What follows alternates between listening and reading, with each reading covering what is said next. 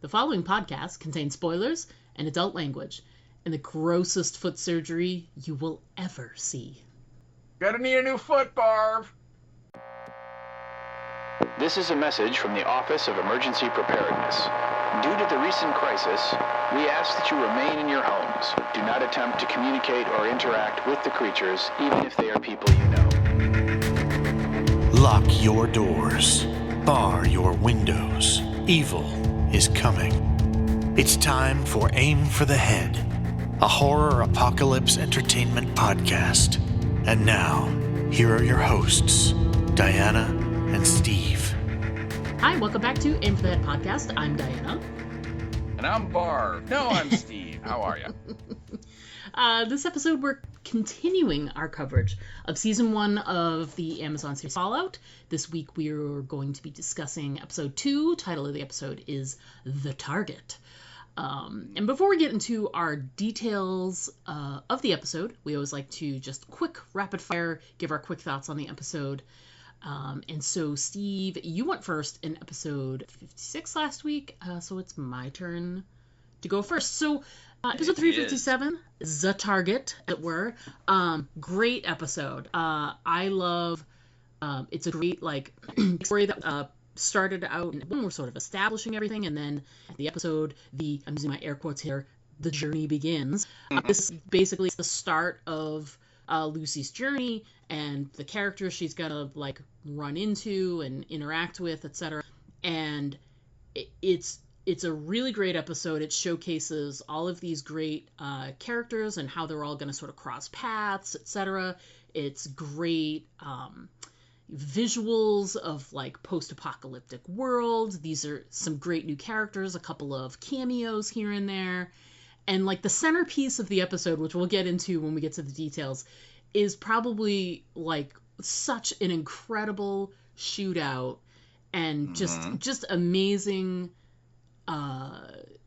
just action and a little bit of gore, a little bit of blood spatter and grossness, and just fantastic all around, and some great character development, plot movement, all of that good stuff, great action, and just all around, just a really great movement forward for the episode. Great episode 2, taking that story and moving it forward. How about you? How do you feel about The Target? Well, I agree. It's a really fun episode. Yes. And you're right. Yet last week we kind of got these 3 separate characters that are all apart and by themselves, and we're introduced to them, and then now here and right away in episode 2, they all come together. They all interact, and so now, like you said, now we're we've got the introductions out of the way. We kind of know who these people are. We have a little idea of their backstories, and now we're just pushing on with whatever the adventure, wherever it's going to lead us, right? And all we really know is that we've got the kidnapped dad, we've got whatever it is that Will Zig injects into his neck, or his head, that is very important, right? That the bounty has been put out on him, not just with the ghoul and he's doing it for the money, but the knights were informed, the Brotherhood was informed, and they're after him too. So whatever it is, it's got to be important, right? And so we're gonna now see how is all this going to work together, and it was great. I mean, my biggest complaint is I really think there's some false advertising here, because they did not go to a Target at all the whole damn episode. And I was like, well, come on, people, it's called The Target. Why are we not going to a Target? You know what I'm saying? But there was all kinds of all kinds of little Easter eggs to the game, in terms of stuff that happened, stuff that they did, and for the gamer in me, it was really fun, because you're like, oh, they got that right, they got that right. So yeah, lots of little moments, little bits, little things that for you, I'll point out some of them, and I'm sure you'll be like, I did not notice that. And again, why would you? It's something on a shelf or something, right? And it's right. Just, it's in there, and you're like, oh yeah, there it is. They clearly did their homework. So that was very rewarding for me as the gamer. So yeah, I'm right there with you. I love this episode. The the shootout in Philly is awesome, and a lot of the gore and the effects in this episode are great. So yeah, I right there with you. I enjoyed every second of it, and it was very hard to not go ahead and watch episode 3 right when episode 2 ended. I mean, you could have. It's not like we're. I know. You know, it's I understand. It's very intoxicating. It is, and it's very hard. And I'm trying to resist because I don't want my opinions or what I'm going to say about episode 2 to be colored by episode stuff that starts happening in episode 3. You know what I mean? It's like, I totally get it's it. like even yeah, and it's like I know kind of what's happening, but it's been long enough since I've watched it. A lot of the really granular details are fuzzy, and I'm kind of rediscovering them as I'm rewatching. So but it was really tough. I'm like, oh, I could totally kick off another one without really working too hard. Yeah. And I'm like, nope, can't do it. So. Yeah, very good though. I love this show. I think it's really fun, and yeah, it's been a joy to do it. So. All right, so let's get into our individual points, but before we get started, let's first talk. Let's get a description of the episode, of what we're about to see, and then we'll talk a little bit about the writer and the director of the episode. So let's get started there. All right. Well, like you said, this is episode 1.2 of Fallout, and the target is the French store, the Target. And the description that we have is: Maximus commandeers the armor of a fallen knight. Lucy's quest leads to encounters with Wilzig and a trip to Philly where she meets the Ghoul. And that is your episode description. So, and I can agree, and I can confirm all of those things did happen. So there you go. They did indeed. They did. So okay. Moving into our writer and our director, it's going to sound very similar to last week because it's a lot of the same people. Our writers this week are 2 of the 3 people that we had last week, and that's Graham Wagner and Geneva Robertson Duarte, or however you pronounce her last name. I apologize if I'm mispronouncing it. And like I said, Graham Wagner, he wrote episodes of Portlandia and Silicon Valley are the 2 things that I recognize from his list of things. And she, if you remember, I said she wrote the screenplay to the Marvel Captain Marvel movie from a few years ago, and she also wrote the screenplay to the 2018 version of Tomb Raider. Which is the most recent one of that series. And then our director is the guy from last week, and that's Jonathan Nolan. And like I mentioned last week, I think this might be his first time in the director's chair because almost all of his and things like that with shows like Westworld, he was involved with writing Interstellar and The Dark Knight, which are both Christopher Nolan movies, and so I kind of postulated it's very possible he's related to Christopher Nolan in some way, and that might be why he was working on that stuff. But anyway, that is your director and your writers. All right. Well, let's start with our a pretty action-packed cold open, which doesn't start out very action-packed, but pretty depressing because the very first thing that happens is you're like, oh, puppies. Oh, what are they doing with the puppies? Oh, they're killing the puppies.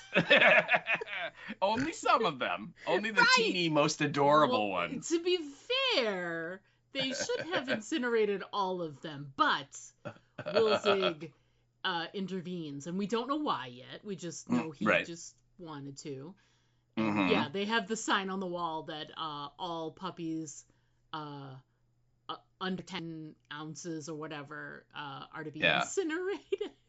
Yeah, incinerate newborns weighing less than 10 ounces. Yeah, yes. And but he's like, he takes, and his that was in front of him is like 9.8 or something. It's like literally it's just a close. scotch. Yeah. It's like a click below 10, and he's like, writes on his sheet 10 ounces. 10.0. Yes, he And does. gets a little tattoo, like laser tattoo, with its like registration, the CX404. And yeah, and he saves poor little 4. And it's really interesting because then as the scene goes on, you get all of this sort of this time lapse of Wilzeg, who we don't know his name yet, but we know that he's just a doctor. And so he is doing all of this scientific research. It looks like we don't know what it is yet. He's just working in what looks like some type of lab. But there's also this other element of the dogs going on. And so he's, training this dog, but it feels like he's doing it a little bit in secret, like putting together this whole secretive thing with the dog, and we don't really know how it plays out just yet. Because there's one whole thing where he pushes his desk aside and this blackboard, and it shows like a hole in the wall, and he lets 404 go in there to sort of sit down and relax and hold your teddy bear and get acclimated to this space or whatever.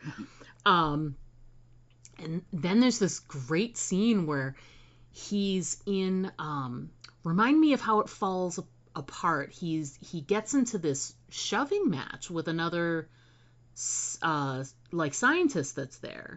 There's some sort of disagreement. Basically he is like he like puts the dog in like this little secret hole in the wall and then covers it up during the day so no one knows the dog's there. And so you're right, he's all doing it on the sly. He's on keeping it kind of quiet, and he's right in the process of putting the dog away.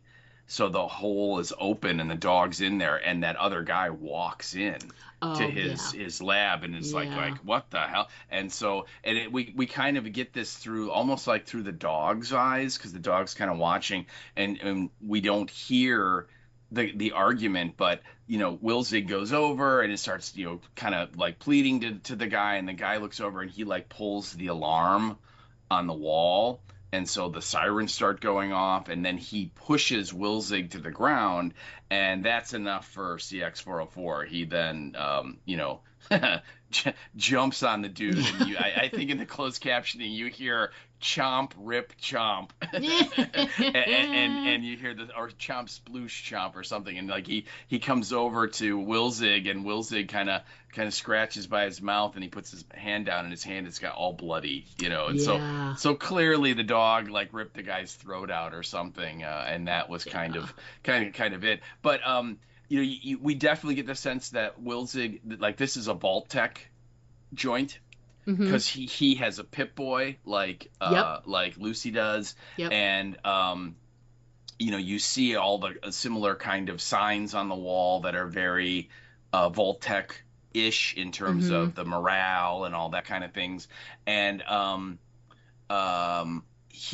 we see this weird scene where Wilzig is like, while the dog is like running on the treadmill, and we see it kind of growing from a little teeny baby into like an actual dog. We see Wilzig, and he's working on something, and it's something that's in a little vial, and it's like glowing and white, and it's really like, oh, what is that? And as the dog is growing up, he takes whatever's in the vial and he puts it in this injectable gun. And he sticks first he takes a shot of whiskey, right? And then he jabs this needle like behind his ear, like at like 3 inches into his skull, and then he hits the trigger, and there's a foot trigger he hits, and he does whatever that thing was, he like injects it into his head, and clearly it's like whatever it is, he's gonna try and like smuggle it out of this place, and that's the only way he could get it out without it being detected, maybe. I mean, I don't know. We like you said, we have no idea what he's working on. Right. We have no idea what it is at all. It's just, you look at it and you're like, that looks like it's something super cool, because it's literally this like radioactive glowing thing, Right. And so So then you flash forward to the guy finds the dog, and then the alarm goes off, and so he's like, well, gotta go. So he grabs the puppy, and he, you know, very calmly walks past all the guards and gets outside. And as soon as he gets outside, he takes off his Pip Boy, and like all of his Voltec stuff he just leaves on the ground because he's like, yep, done not with coming that. back here. Yeah. And then the last bit, this like hatch opens right in front of him, and this thing comes up out of the ground, and it's like an automated sentry, and it has a minigun on the front, and I you wrote it down. That on the screen in front, it says, "Please remain calm." While and we shoot you to bits. Oh yeah. And so he's just like, "Come on, dog, must go." And so then they don't run; they just kind of like walk quickly. And this thing must fire like 100, 200, 300 rounds, and not one of them comes close to hitting them. And they make it around the corner of the building, and then we cut to the title card. And I just have to say, as a gamer, those automated sentry things are in the game, and either you have to fight them. Sometimes you can find computers that will turn them off so they stop shooting at you, which is really fun. But you can also set them up yourself to guard your little bases that you set up as you're kind of exploring the world. And I have to admit, they are the worst. They are so inaccurate and bad. It's very funny. So they really captured that very well with that one little instance. So I love that. But yeah, it's like a little stormtrooper. it literally it is. But I mean, the whole thing with the sign of like, please remain calm. I just thought it was hilarious. Yeah, fantastic, right? And so. Yeah. What a way to begin. And we should say Will Zig is played by Michael Emerson, who we both love. Yeah. The man is just an amazing actor. You know, it's nothing you can say but that. I mean, almost everything he does is interesting, and you're like, ooh, what? You know, I mean, I personally, whenever he comes on the screen, I'm like, okay, this is going to be good. Yeah. I just know. Yeah, he's just got this whole air about him where you feel like like in this one, he's playing a scientist of some kind. And he's got some kind of smarts, and he's always like, he wears the glasses, and he just has this whole stereotypical look about him that he's smarter than everybody around him, knows what's going on, but there's also an element of weird and strange, and etc. always with him. So I always, like you said, yeah, I agree. As soon as he shows up on screen, you're like, oh, well, this is going to be interesting. Oh, yeah, absolutely, yeah. And I think when I first watched the episodes for this show that he's in, I did not know that he was like a guest star that had like a an arc of like whatever many episodes. I wasn't aware, so when he showed up, I was like, oh, look. it's Michael Emerson. Look at him being all strange and smart and weird and bringing that element to everything he does. I agree. Having him in the cast was just a great little extra there. And then you made a point too. As soon as he runs away, we're sort of like, that's the end of the cold open, and they go to the title card, and it's different from last week. So yeah, because it pops up with the Fallout logo, the words, and it like literally gets riddled with bullets, so it's almost as if the auto security bot is continuing to shoot and miss. And it's instead peppering the target. And so, yeah, it's really fun, I think, how, in week one, we kind of got the like charred nuclear glowing Fallout title card. And now this week, because of directly because of, what happened just before the title card happens, we get the bullet holes here. So it's going to be fun to watch and see what they do as it continues on here for the rest of the season. So super fun. I like when there's like those little bits like that. Just adds a little something extra for fun. Exactly. So then we go into like our first Lucy scene, which we're sort of checking in with her as she's starting this journey. And it's funny because right now it doesn't feel like she has a lot of direction. She just sort of, she's headed in like a certain direction and just trying to head towards some type of town or some type of where people are gathered, some sort of settlement of any kind. And she's just trying to find something. So you've got some great notes too about some of the things that she comes across in her journey. Because we get like, this is, I used one of the images as one for us to sort of elicit, feedback from folks. And there's just a great image of her in this house that's clearly been there since right after everything happened. Oh God, yeah. And it's filled with sand. It's just filled with sand. It's just amazing looking. But yeah, so yeah, talk about your points there from her little journey there. Yeah, well, she's kind of like by the coast, like right, the ocean is right there. Yep. And at first when she's walking around, and we should say, they're playing like I think it's a Bing Crosby song from like the 1940s or something, right? It's a very much a crooner, again, much like last week. And she's walking around and there's all of these like rusted out wrecks of ships that are like on the sand. So like clearly the water was probably a lot higher, or those ships been moved inland, over the, centuries, that they've just been left on the water, but they're all rusting out. And it's a really cool visual for us people who love the apocalyptic stuff, right? And as she's kind of moving along, one of the things I noticed is she comes upon buried in the sand the body of this robot.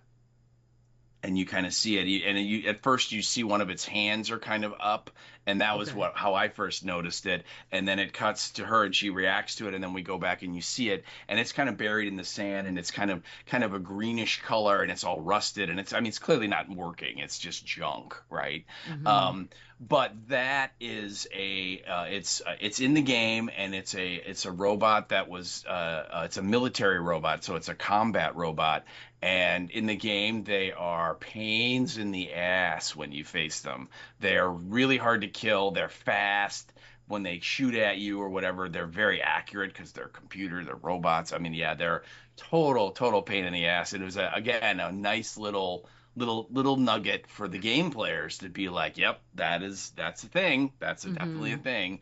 And she kind of just smiles because she looks at him, and I don't think she knows what it is. She's just like, ooh, what is this? This is kind of interesting. And during this whole sequence, which is all just in music, right? It's all POS. There's no dialogue. She's not talking to anyone or anything. It's just her.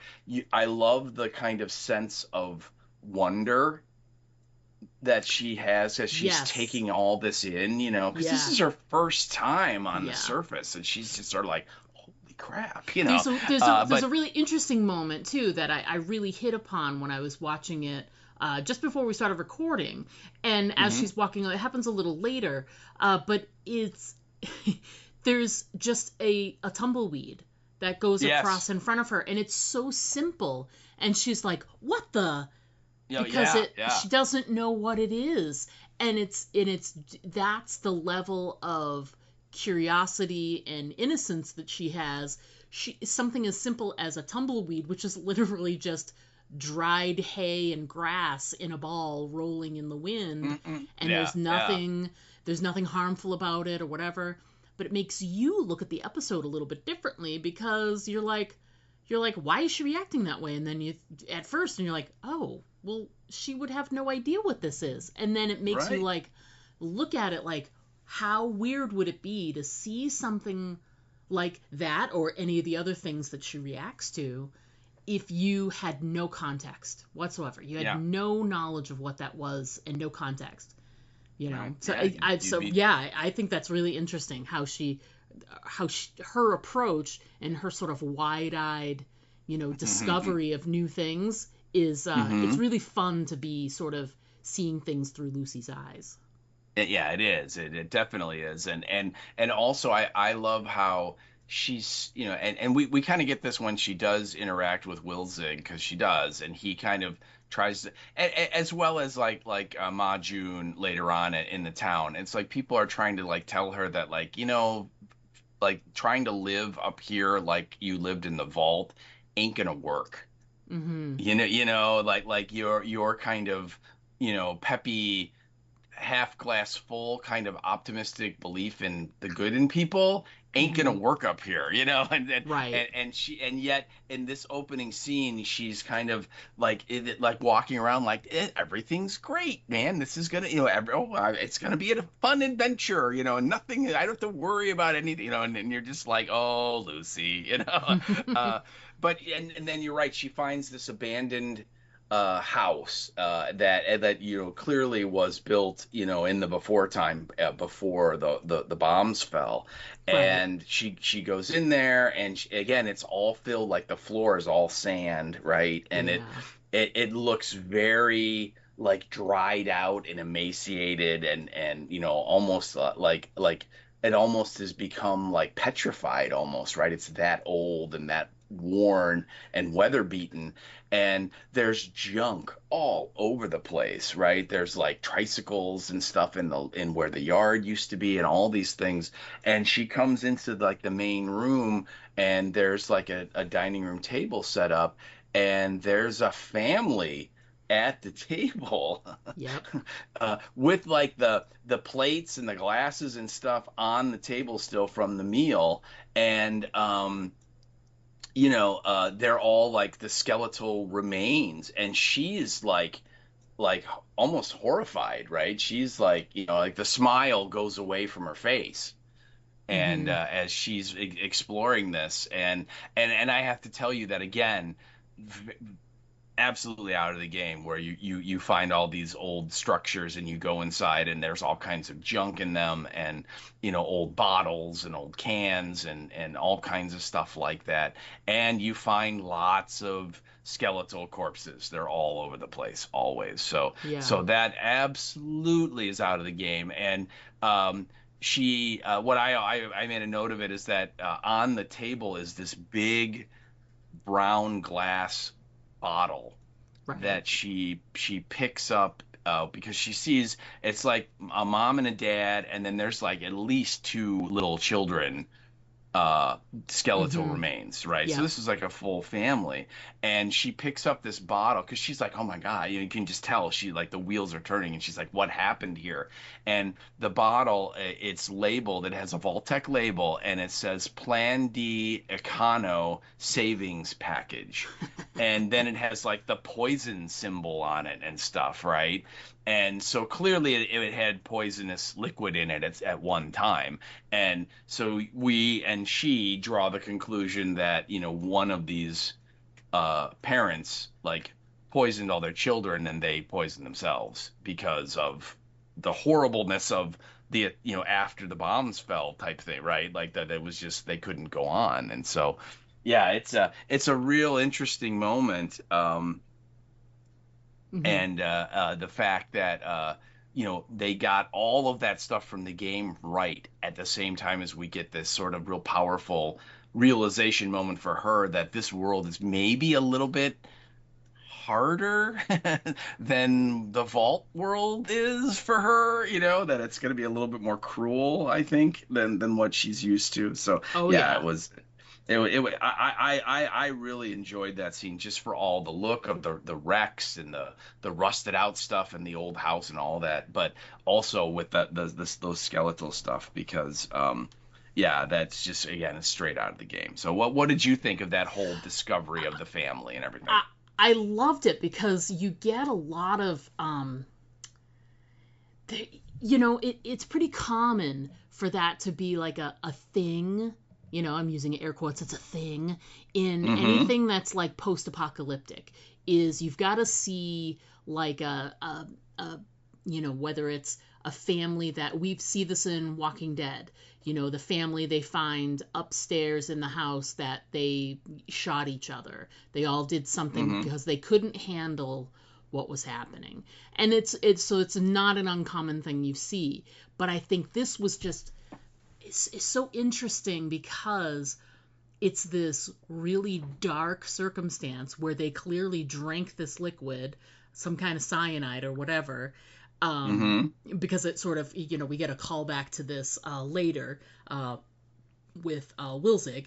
And so it, they took this cyanide and had this dark, terrible moment and probably a slightly painful death for the whole family, including the little ones, which is so dark and so, like, hard to sort of think about.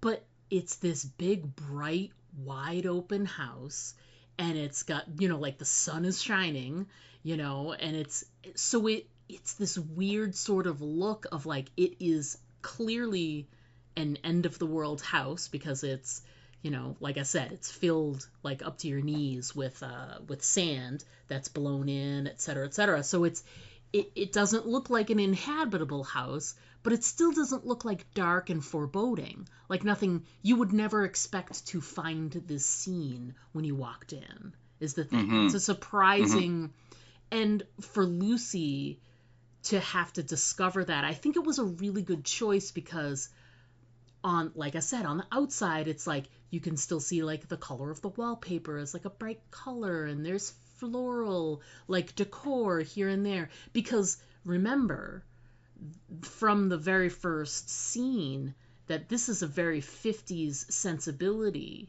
in like a modern world. So this dining room that they're sitting in has a very 50s retro, very sort of pretty, almost feminine look to it.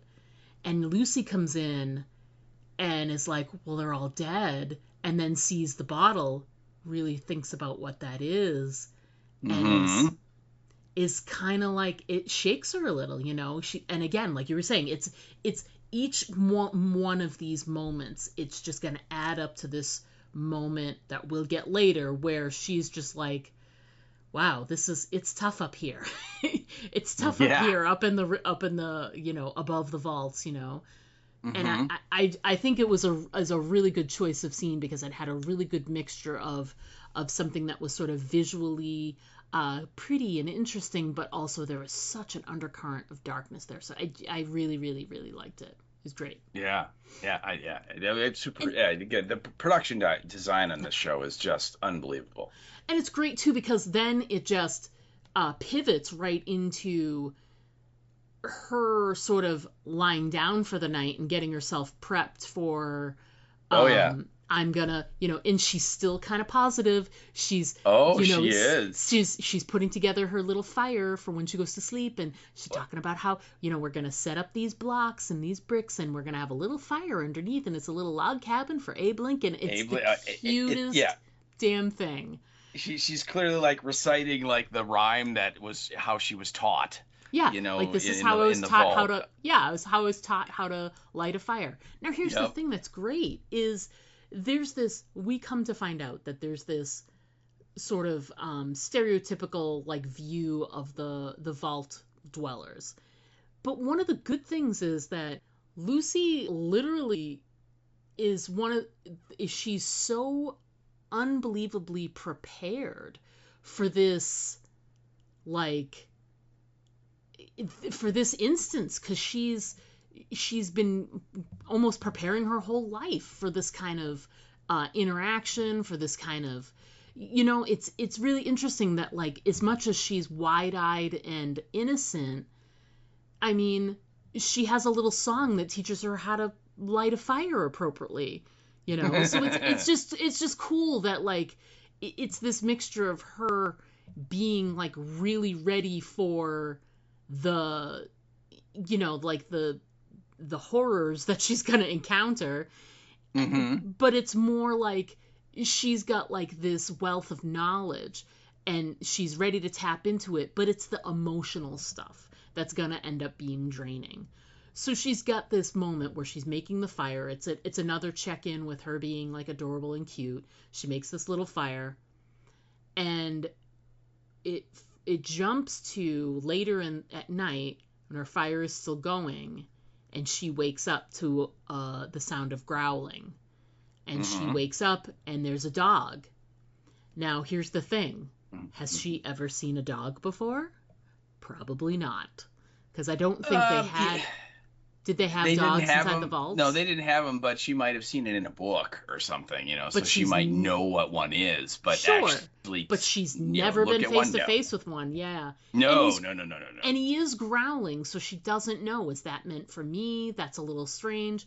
And it isn't meant for her because it turns out it's CX-404, and she jumps over and begins to attack and kill, good Lord, the largest damn cockroach you've ever seen in your life. Oh yeah. And she's just barely like taking that in, and she pivots her head a little bit, and oh my God, there's Wilzig. Yeah. So Sitting in a chair, just kind of like watching her sleep. It's like, that's not creepy weird at all. No, not creepy. Yeah.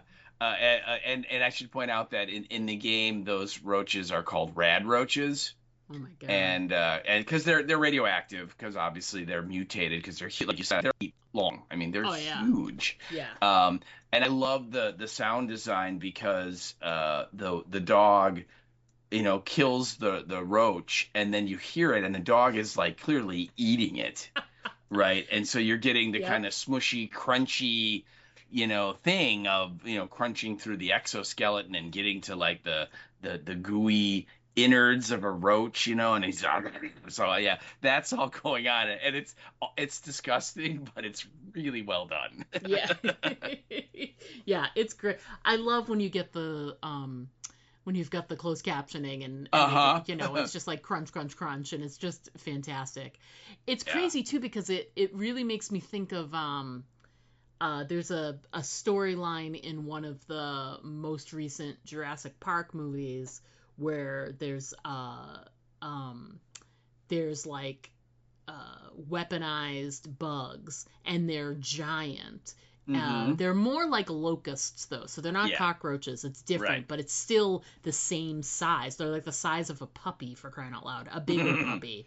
And so it's just very interesting. And of course, Wilzig has this great line where he talks about how, back in the day, it used to be that people would say that cockroaches were the only thing that'd be left after they'd survive a nuclear war, And he's like, and they didn't just survive, they thrived, because they did, because they mutated and changed. So he says like not only did they survive, they like improved, and he points out all the things that they've developed, like longer antenna so they can attack in packs, and like improved thorax to absorb more damage, and then like special teeth to like chew and eat bigger prey. I mean, you're listening to him and you're like, oh my God, they're all over the place, it's amazing.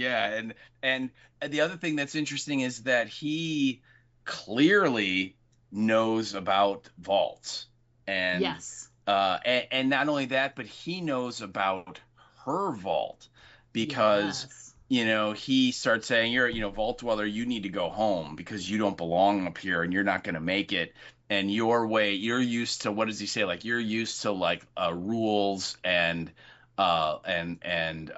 politeness, and this world ignores all of that up top.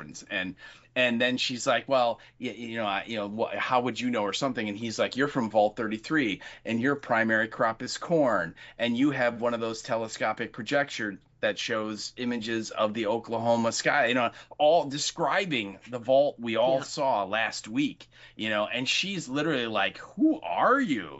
How do you know all this stuff? And he's literally like, go home.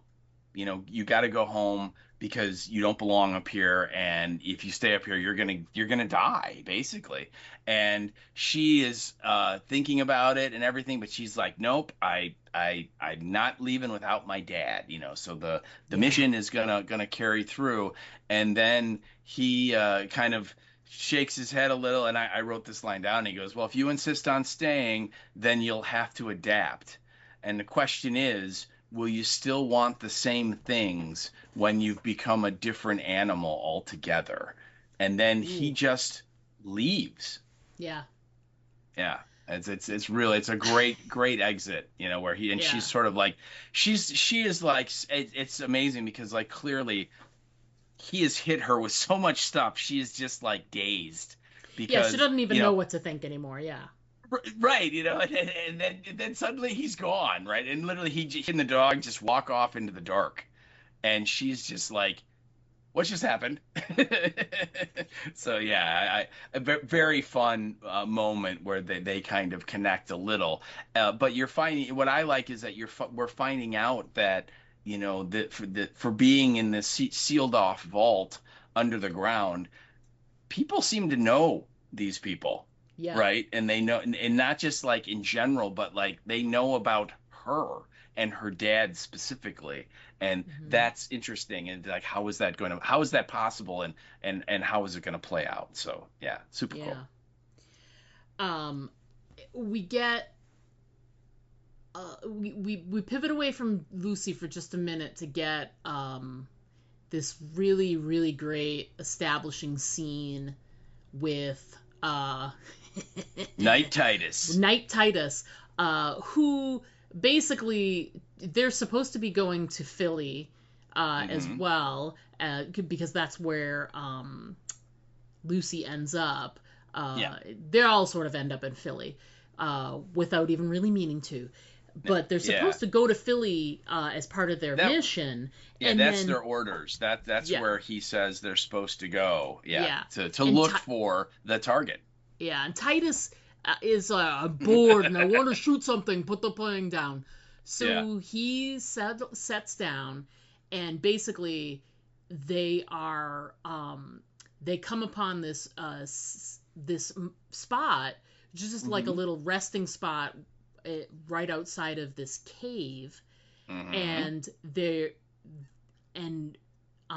Maximus actually finds some actual evidence and clues. He's like, because we did get a quick scene earlier where we see Wilzig and the dog pass through this area, stop for a second and take a rest, and he takes off his lab coat, and he feeds some food to the dog.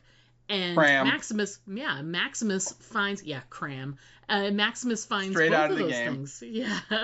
And he finds the lab coat and he holds up the food. He's like, it's a doctor and a dog. Like the most exact sort of evidence you could find. And Titus isn't interested.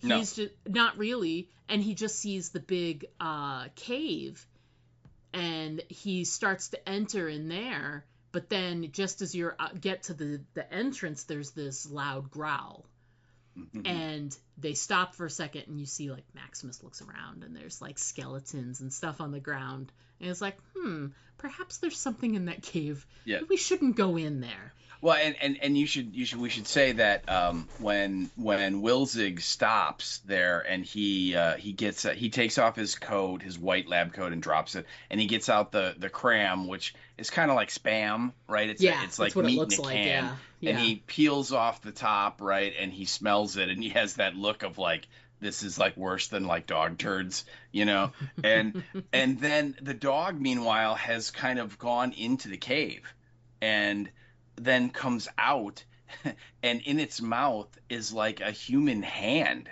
Yeah. That is like been cut off a little bit past the wrist, and shows it to Wilzig, and then Wilzig looks around and he sees, like you said, all these like bleached out human bones, skulls and like collarbones and hip bones and all this stuff, and Wilzig is like, we need to leave now. And they get up and they immediately exit, right? And so then the night Titus and Maximus come upon it, and again, Maximus, it's so great because Titus, we've kind of been led to believe that these knights are these like religious dudes that are super serious and nope. They're like they're pious, right? And he's like foul mouthed and is calling him shithead and all this, you know what I mean? And you're just like, why are you talking that way? You're supposed to be a knight, they get there, and Maximus finds the coat, finds the empty can of cram, and it's like, ooh, this could be a clue. This could be the guys we're looking for. And you're right, Titus is like, he just looks at him and goes, go look inside the cave. Yeah, see if the target's inside the cave. Yeah. But they did hear the It's They great did, because they yeah. did hear the growl first. Yeah. So you get an idea of what kind of knight Titus is again. Yes. Because he says, go in the cave and see if the target's there. And they've already heard the growl.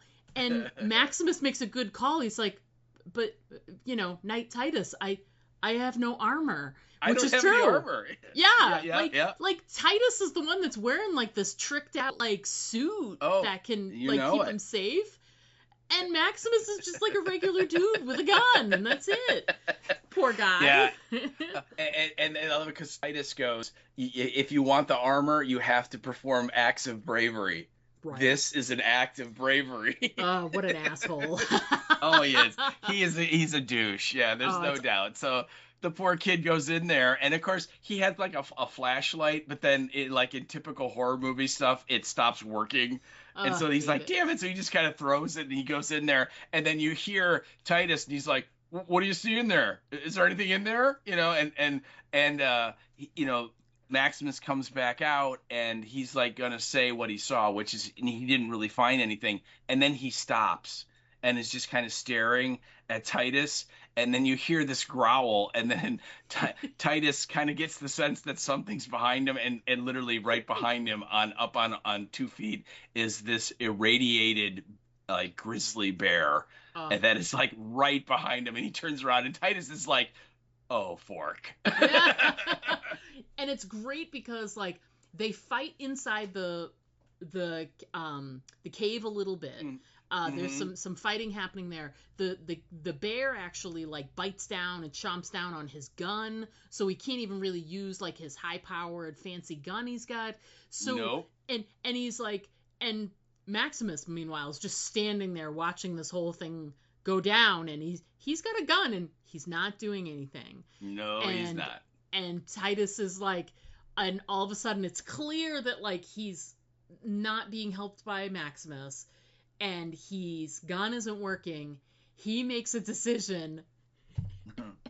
He turns and starts to run, but while he's running, and it's it wasn't super clear unless you had the closed captioning on. It just sounds like he's going like wah, wah, wah, wah, wah, a little bit. Yeah. But he's literally saying fuck, fuck, fuck, fuck, fuck, fuck, fuck, yep. fuck. Oh, yeah. And as he's running, right? And then the bear jumps on him, and they have this whole knockdown drag out.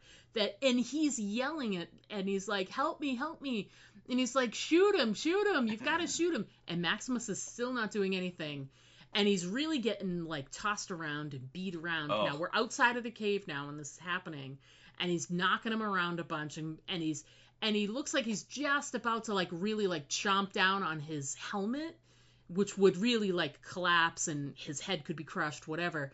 So he's about to like sort of attack his helmet.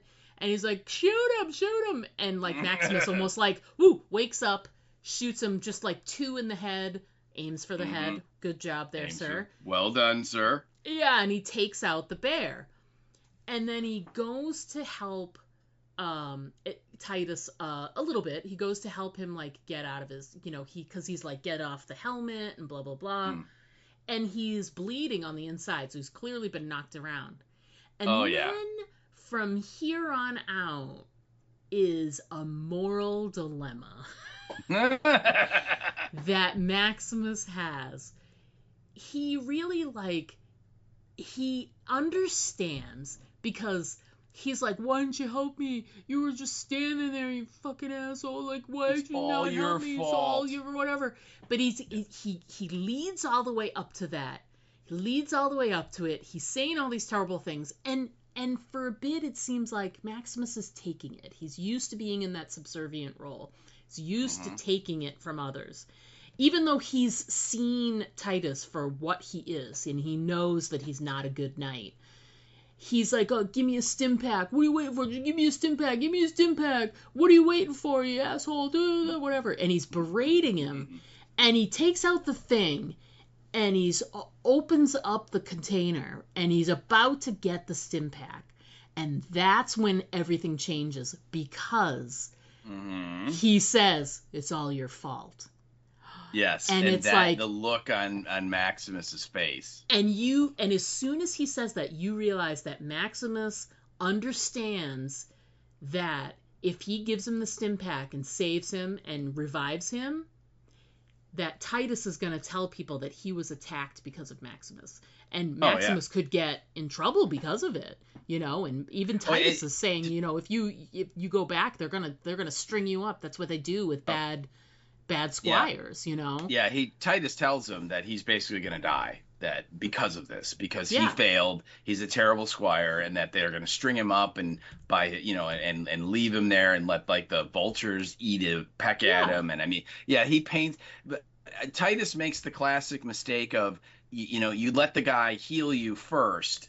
Yes. Then you can tell him all the crappy things are going to happen to him. You don't bring that up before he gives you the healing stuff, because maybe he's going to change his mind. And he does. Oh, he does. Yeah. And you see that happen. That change comes over Maximus, and he literally just sits there, and he says to him about how, starts talking to him about, it's our duty to bring order to the world. Yeah, duty. To bring order and to be a force for good, pretty much. And he's like, you don't deserve to wear that suit. Yeah. And it's like he's coming to the realization while he's giving him shit. He's just like, you don't deserve that, And then of course Titus was like, oh, and you think you do? Yeah. And he goes, well, I will, and Titus is like, they're gonna burn you for this. Yeah. Because Titus kind of figures he's gonna die, right? And by this point we should point out, like, more and more blood is coming out of his mouth, and he's so coughing, he's clearly he's having trouble breathing too. Yeah, so he has internal injuries. So clearly the bear, really, really forked him up, and he's like, they're gonna burn you for this. And then it's great because Maximus very quickly has a response and goes, not if I bring back the target. Yep. And he's not wrong. And he's not wrong, no. And so and so again, and we should point out too that the Titus is played by Michael Rappaport. And it's such a good cameo, because when you're going into it, you're like, what you were saying at the beginning, where you're like, we get this idea that the knights are supposed to be virtuous and kind and whatever. And he really is kind of like a foul-mouthed asshole. Michael Rappaport is the perfect person to cast as a foul-mouthed asshole. Yes. He embodies all of that. So as soon as he took the helmet off, because the voice is disguised. So it's like modulated, so you don't know who's inside that thing until Maximus takes that helmet off for him. And I'm like, oh my God, is that Michael Rappaport? Oh, that's so perfect. That's so perfect. An amazing cameo. Yeah, he just nailed. He can play that kind of role in his sleep. He's really good at, like, the foul-mouthed guy, right? Yeah. That's kind of jerky, right? Kind of douchey. Yeah, that's his wheelhouse. Can do that. He's made awesome. a career off of that. Yes. So wonderful little cameo. Yeah, and you're right. It's a very quick scene.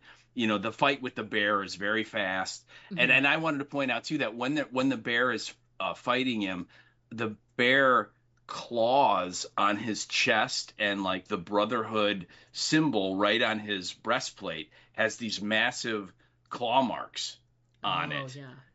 Which is going to now, and I think part of it is so we can always tell which one of the knight armor suits is Maximus, so we know. Okay. Because they all look the same otherwise. But it is interesting that the symbol of the Brotherhood has kind of been obscured, and it's almost like, is he really with the Brotherhood now, or is he maybe kind of just doing stuff on his own? We'll have to see. But yeah, it's a really fun little scene. And if you notice in the look of the cave, there are all of these like barrels that are like clearly filled with like toxic radioactive waste. Oh yeah. They all have the nuclear toxic symbol on them. They have the yellow stripe. I mean, it's very, very obvious. Like, you don't want to be in here. The radiation level's got to be massive. And that's clearly where the bear was living, and that's why it was like all radiated and mutated and stuff. And all of that, the bear and the cave and all the barrels and stuff, all stuff you encounter in the game, all Ah, stuff that are in I there. love So it. yeah, again, they took something that could happen in the game and brought it to life and was unbelievably faithful to the original. It's amazing. Yeah. So we we don't really see Titus die, but you have to No. assume he's dead when you see Yep. Maximus putting on the suit. Yes. Yes. And then we get you've got a great line from the next scene, which is Oh my he just God. is moving around the world and he comes upon this area, uh this sort of like burned out settlement area. It's it's all Mm-hmm. sort of falling down buildings, because that's basically everything up on the upper On the levels. surface. Yeah. Yeah. And so but he comes upon this guy beating the shit out of this other guy, and he's Mhm. just basically like, stop fighting, I will Citizens. intervene, citizens, stop, comply, blah blah blah. And it's hilarious because it's not what you think, and this No. guy this guy that's having the shit beat out of him, he Maximus, like, sort of, the guy that is doing the beating, he holds him by the top of his head and is holding Right. him aside, like, and the other guy is like, oh, now it's on the shoes on the other foot, and blah blah blah, and he's mocking Thank him. thank you, Mr. Metal Man, for Yes. saving me. You are a gentleman and a scholar. And then he gets his hat and his little suitcase, and he does the like the bow, like the Mhm. theatrical au Yeah. revoir, and then Yeah. he goes walking off, and of course Maximus is kind of like pleased with himself, like he's doing good, and Oh yeah. and he's stopping a bad guy from beating up I a good made guy. a difference. Yeah, right. And so he lets the guy go, and the guy gets up, and he's like, "Please don't kill me." I'm sorry. It's just that guy was forking my chickens." and And then Maximus is like, "Oh." And it's great because they show you, once Maximus gets inside the suit, we get the perspective of inside the suit. So it's we the get, Iron like, Man thing. It's yeah, the Tony like Stark face. close up of the face. You see, like, his reaction to things, and he's all excited about, this is amazing, I get to punch this and do that and kick this thing, and I'm got all this power. But in that moment when he's like, he was messing with my chickens, and he's like, you see him look over at the chickens, and he's got this look on his face like, well, damn, that didn't go the way it was supposed to. Yes. Yes. Oh, it's very funny. Very funny. Yeah. It's just like, oops.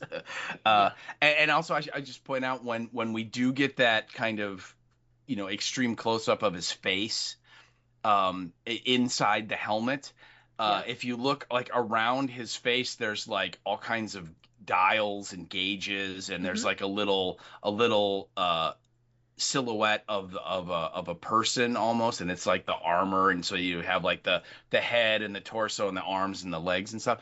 All of that are gauges and things that you see when you're wearing the armor in the game. It's all brought over. Yeah. So again, they copy all of it. The way he gets in the armor when he steps into the back, and then it kind of closes around him, straight out of the game. And if you notice, from on the back of the armor, there's like a wheel, almost like on a ship, that you would turn to open a hatch. Okay. And that is, you turn that and you open it. That's where the plutonium cores go to power the armor. Okay. Is right there. So yeah, but yeah, again, all of that they nailed and got exactly right. All the sounds that you hear with the armor moving is again copying the game. So it's just an amazing job of taking the video game animation and turning it into practical real world stuff. Although I'm sure most of the armor stuff was computer generated, but still, it's amazing. It still looks and sounds perfect. It is, for yeah, you. it's incredible. Yeah. And That's great. the bit when he picks up the cinder block and he like throws it like half a mile into the ocean. When he's just like, I got this armor and I can run and I can jump, and he's just so excited, and everything. And then he comes upon this guy that's screwing the chickens, and he's just like, oh. So sorry. Not everything is like exciting and fulfilling. Sometimes there's little oopsies and mistakes. Yes. Yeah. Yes. So it's not all damsels in distress. It's sometimes it can't. Look, it can't be, okay? Sometimes it's just chickens in distress, and you just have to deal with it. So, and those chickens look like they were in distress. That's for sure. Right. So from there we cut back, I think, to Lucy, and she is kind of proceeding along, trying to find a clue as to where her dad is, and she comes upon a guy that's like working on a machine outside of his house, and he's wearing a diaper. I love it because once he starts talking, I'm like, oh my God, another great cameo. I love Steve Zahn. He's another one that, like, if it's a kind of like how Michael Emerson has that stereotype of like the like nerdy, smart, scientist kind of strange person. Steve Zahn is the stoned, not very smart, strange person, and he's another one. He's built a career on it. Oh God, yes. And he's so great. And as soon as he opened his mouth, I'm like, that's Steve Zahn, and he's just adorable and great, and I'm very excited that he's in this. And yeah, so she comes upon him, and they have the most hilarious conversation, especially when he's like, I've got this water filter, and I put sand in it, and all that comes out of it is sand. And she's like, have you tried putting water in it? And he's like, oh, look at that. Like, well, and he's like, do you got some water? And so she's like, oh yeah, would you like a sip? And she pulls out this bottle, and it's like literally labeled like Voltec purified water, right? And he's like, oh, and then he takes it and he like downs the whole thing. Excuse me, sir, I might need that later. And then he's like, oh, thank you very much, and then she's like, you drank all? But he's like, well, yeah, if someone gives you water, you drink it all, or as much as you can, Oh, it's great. It's so great. And their conversation is fantastic because she's trying to know, like, what's the next step? Where should I go? And she's asking about, have you seen anyone come through these parts? And, where can I go and look for people? And he points out that there's a town nearby, Philly, and it looks like they're right on the other side of looks like a little hill or whatever. And he's like, I don't know though, I've never been there. And she's like, never been over the hill? And he's like, nah. Yep. They've got like a bad reputation. Like my daddy went there, he got killed. A couple of brothers, I had an aunt that got killed too. And he's just like, killed there once is what. Yeah, I love that line where it's like, once? Did she get killed some other place a different time? Yep. So it's just this great thing, and she's just like, oh, I'm so sorry, like, for your loss, because she doesn't really know what to say or like how to approach it. Oh, and she's super nice too, right? Of course. She doesn't want to offend him. Yeah. She doesn't want to be rude. She doesn't want to offend. It's great. It's really great. And so then he's like, you could stay here with me, and I could use a family to help do the chores, And she's like, oh no, I thank you, but I can't. Yeah. He's like, I'm sick. I probably won't live long, so you wouldn't have to put up with me for long. I mean, it's very funny. I love that as like a positive. For like, hook up with me, lady, or I could use some help here or whatever. And it's like, well, I'm sick, I'm probably gonna die soon, so you won't have to deal with me for long. That's right. Like, see, selling points. Good job, sir. And doesn't he say like, all this could be yours? And it's like this dilapidated house, and it's like in like, it's all in sand. There's no grass or anything growing. There's nothing growing at all. Yeah, it's hilarious. And she's just like, okay, bye, gotta go. Yeah. There's this great thing, though, where she first approaches him, she does take out her gun. And she's basically very apologetic, just like, sorry, you just sort of have to have the gun, whatever, just in case. But, she puts it down eventually because he's so, like, not aggressive in any way. He's so non-threatening. I mean, he's in a diaper, for crying out loud. So at the end, as she's walking away, and he's like, are you sure you don't want to stay? And she's like, no, thank you, I'm okay. And she's so positive and so nice and kind. And he says, you're a good person for not shooting me with that gun. And she says, it was really no problem. Okie dokie. Yeah. Oh, yeah. It's so okie dokie. It's great. It's adorable. Yeah. Yeah. And then she takes his direction and she gets to Philly.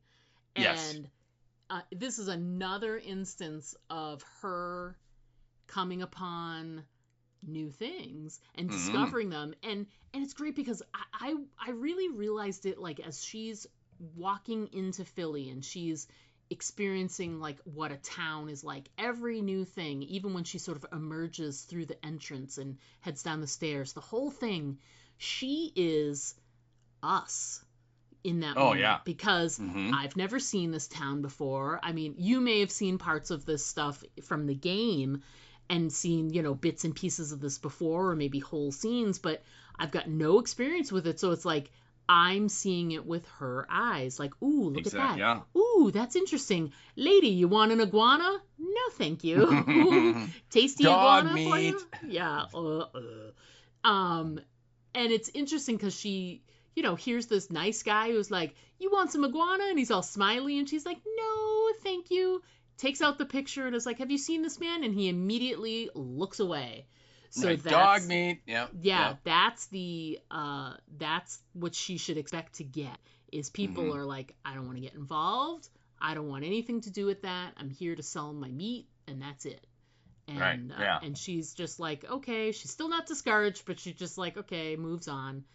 And she enters the town, and it's just like a sight. Everything is new to her, and she's drawn to this one store because it has a Pip-Boy in the front window. It does, in the window. And she immediately is drawn to it because she's like, oh my God, this is Vault-Tec stuff. And this has got to be, you know, this is a sign. I'm meant to come here. So she comes inside and there's little bits and pieces of it, that stuff everywhere. And she approaches the woman who's in charge and talks to her for a minute. And there's this great exchange where she's like, I noticed you've got some Vault-Tec items, which must mean that you work with criminals. Yeah. Well, it's that they're the property of Vault-Tec, so that means they had to have been stolen, which means you deal with criminals. And then the woman is like, so far as she starts talking to the woman's like not paying attention. She's like, and like looking at like her books. She's like writing in a ledger. And then when she said, which means you deal with criminals, and that's when the woman looks up at her and she's like, you know, giving her the like, what do you want, woman? Yeah. And she's like, I'm looking for a criminal in particular, and she describes her, and she's just like, and the woman's like, are you a vault dweller? A real live vault dweller? And she's like, yes. So she's gonna like call in this person from the other room, Barb, and like, Barb, you gotta come in, it's a real vault dweller, you gotta come see this. And she's like, oh, this person is this, and they're 5'9", and then 50s, this woman, and their name is Moldaver. And she's like, Barb, stay where you are. And she slams her book shut. And she tells her to get out. Yeah. And he's like, well, I guess you know who Moldaver is. Well, she says, oh, you know who she is, and the woman is Ma June, and she runs the store, and Ma June goes, everyone knows who Moldaver is, which is the second time that line has been said, because Moldaver said that to Kyle MacLachlan in episode 1. Yep. If you remember, when he goes, I think I know who you are, and she goes, everyone knows who I am. So again, it's interesting, right? Because who is this person? You know, because we don't know. Why is she so well known? You know, I love that. I love that. Everybody knows who I am. Everybody knows who she is, and you're like, great. I don't know who she is. Right. I do not. So please tell me. It's a mystery. Yeah. So she literally is told to get the hell out, and so she comes back out onto the street, and that's where she runs into Wilzig and CX-404, and so they are now in Philly as well, and they have another little exchange where he's like, you know, you really need to go home. I told you. And she's, you know, like, nope, got to find my dad, you know, and is just super excited. And then Ma June comes out of the store and goes, are you Wilzig? And he's like, and she's like, good, you know, let's get you inside. and so clearly she's waiting for him and is going to help him forward on his journey. And it's right at that moment that we during this whole thing we've seen someone is like sitting in a chair across the way from the store. Yep. And we don't really know who it is, but they're clearly watching the store and seeing who's coming and who's going and so on. And once Wilzig shows up, this person then finally kind of decides to enter the fray, and it turns out it's Cooper Howard, the ghoul, Yeah. Walton Goggins, and he has clearly stripped all of the stuff from the three guys that he killed at the end of episode 1, because he's armed to the teeth. Right, he's got like 9 guns. He's got bandoliers of ammunition around his neck, in the classic cowboy style, and he's got the duster and all. I mean, he's ready to go, right? Yeah. And he announces that there's a bounty on this guy, and I'm looking for him. And he says something like there are like all 6 of the bureaus that put out bounties have put out a bounty on him, which means this dude is super important, and there's a bidding war going on, and he's like, I'm gonna take you in, boy. And Ma June is like, your kind ain't welcome here, because he's a ghoul, right? And he's like, well, now I'm just gonna make myself welcome. Which is a great line, and Walton Goggins is just killing it with the drawl and everything. Yeah. And so this kicks off a really great action sequence, I thought. And it's the start of it all. The start of the whole thing is he's got this super high powered shotgun that shoots these fantastic bullets that are just like, they don't just pierce, they like explode on sight. They have to be like explosive bullets, because they do, man. They blow up and there's gore everywhere. And so he aims at Wilzig's leg, and he literally, with one bullet, shoots off his shin from like just below the knee, completely off. On one of his legs. Blows the foot completely away. Just blah, Yeah. Oh yeah. Oh my God. And so now Ma June then, she's got a gun, and so she is like taking cover, and then she yells out, and you have to remember, there's all kinds of people out here walking around, so it's not like they're by themselves. And she yells out that she'll pay 1,000 caps, which is the currency that they use here. These Nuka-Cola bottle caps is their money. She goes, I'll pay 1,000 caps to anyone that kills the ghoul. Right.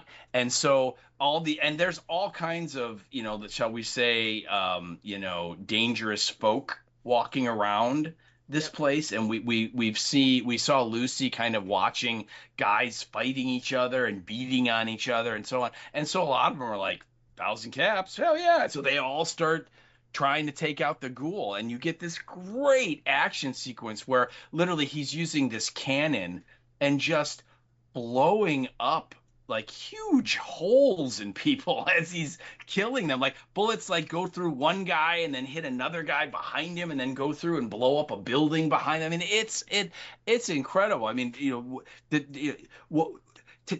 please. I played the game, and all that stuff is right out of the game with the gore and the explosive limbs and all that. But what did you think when you first saw it? Because this is the first time we've really seen anything like this in the show. I loved it because I was like, well, first of all, it's our first time really seeing the ghoul in action too. So it's double. It's the ghoul. So we've only really had him have this like small confrontation with those guys that came to wake him up, and he kills them all. But this is a more dynamic scene. And you also begin to understand a little bit more about him. So we get all this action, which is fantastic. I love when they do the shotgun shell shots and the camera follows them in slow motion as they go all the way through stuff. Those kind of shots are amazing. And I know they're computer generated and all that, but it just looks fantastic. And it has such a video game feel to it. Yes. It just feels like that's how this shootout would go down in a video game setting, and it's like, because there's a shooter from up above and someone who's behind the barrel over there. And meanwhile, he's doing this, and the scene where the guy's already been shot through the neck, and he grabs a handful of like little cherry tomatoes, and he sits behind there and he's talking to the guy. He's like, and he's basically like, well, you're not going to be able to be a part of, because you got a big hole in your neck there. That's, He's like, I'd give you some of these cherry tomatoes, but you got yourself a big hole in the neck. It's fantastic. Yeah. So it's so well crafted and well put together. But there's some moments too which are really like important to the storyline, which is there are some moments where the ghoul gets hit by some shots. Mm-hmm. And they seem to, like, in terms of velocity, they affect him. So, like, he gets hit by a bullet, and it, like, pushes him back physically, but it doesn't affect him. He's not affected, like, physically by them. He's not, so it doesn't appear to be kill really him. wounded. Not wounded. Yeah. And there's a moment before the shootout happens where Ma June says, your kind aren't allowed here. Yeah. And we're like, his kind? What kind of kind is that? I mean, we're going to get more as the episodes go on and find out more about who Cooper is now as the ghoul. Mm-hmm. And so I love this scene. I just think there's so much really great action, and there's so many different levels to it. And just when you think it's going to be all ghoul all the time, then it's get your hands off her or whatever. Right. Yeah. And it's Maximus coming in, Maximus to the rescue, basically.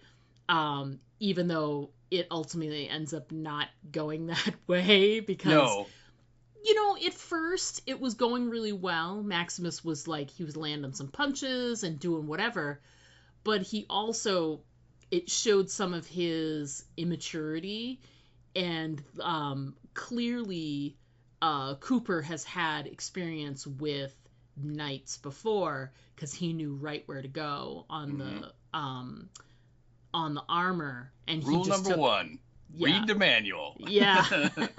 And he'd had like a big blade, like a machete almost or whatever, and he saws right through with his knife or whatever through, like, there's a tube in the back, and it's just like, that's it. It's some type of power supply or whatever, and he's all going haywire after that. And the outcome is that he's not able to fight anymore, and he actually ends up sort of like trying to fly away with his little like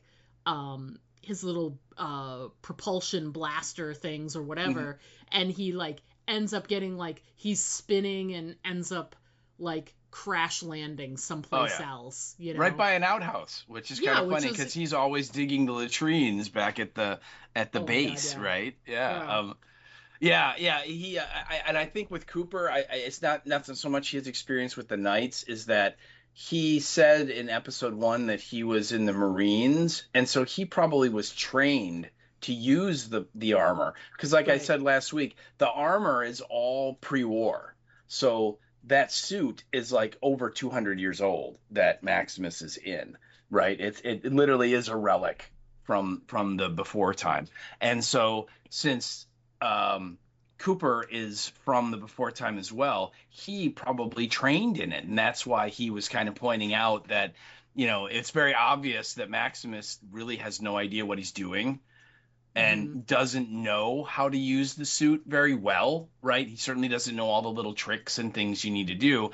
And in particular, that one super vulnerable spot there that he, uses his knife to just kind of flick, and then the whole suit, like you said, goes haywire, right? And he's just, it's over, right? That's it. He's done. So yeah, it's great because we get to see the suit and do some actiony stuff, and we get to see the ghoul react. Yep. And like you said, Maximus lands a few punches and is kind of knocking him around and throwing him into stairs and through doorways and all that. But it's not really mortally wounding the ghoul. We don't see him like really like, oh my God, I'm about to die. He's just sort of like, whatever, I can take it, And while that's going on, Ma, June, and Lucy have kind of dragged poor Wilzig into the store, and like he, literally he's bleeding out from his severed foot, right? And and I know you wrote this this line down that Ma June is like, because we find out that they were going to spirit Wilzig out of town almost immediately to another place. Yep. Somewhere. Something has been arranged. Ma June has been paid, and she's supposed to get him out of there. And now, of course, clearly he can't walk because he doesn't have a foot. And so, yeah. So why don't you take over from there? Because it's very funny what happens inside the store. They get inside, and she yells out to the back room, "They're gonna need a new foot, Barv." And you're like, what does that mean? And then they start arguing back and forth about where the new foot might be, where there might be feet. Mm-hmm. And then you included in your notes, it literally, they find where the foot or feet or your choices of a new foot would be in whatever box. Mm-hmm. They put it on a table, and it says Jim's Limbs. Jim's Limbs, yep. And it's amazing. And then what happens next is a graphic and disgusting. Yeah. And oh my God, that they thought it would work is mind-boggling. It's so gross. I mean, would you call it surgery or like, they basically take his bloody stump and just add something to the bottom of it. That's it.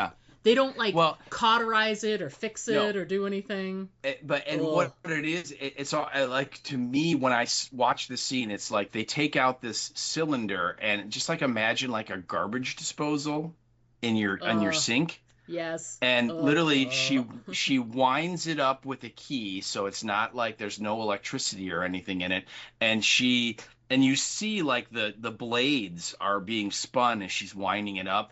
And she literally jams the stump of his leg into this thing, and then you hear it start grinding up and it's just chewing up his leg, and it's sort of like it's like moving and like getting really firmly attached, and blood is just pouring out, and Lucy is like really close, like you see she's like throwing up in the back of her mouth a lot, right? And and she's like and it's I fully understand Lucy's framework, her frame of mind during the scene, because I was right there with her. And you hear that kind of sloshy like meat cutting sound that like as it's again, the sound design is awesome, and Michael Emerson is like it's clearly extremely painful, right? And then it finally settles and it's done. And then they take out like this big metal like foot, and they literally like screw it into the bottom, and he has a foot again.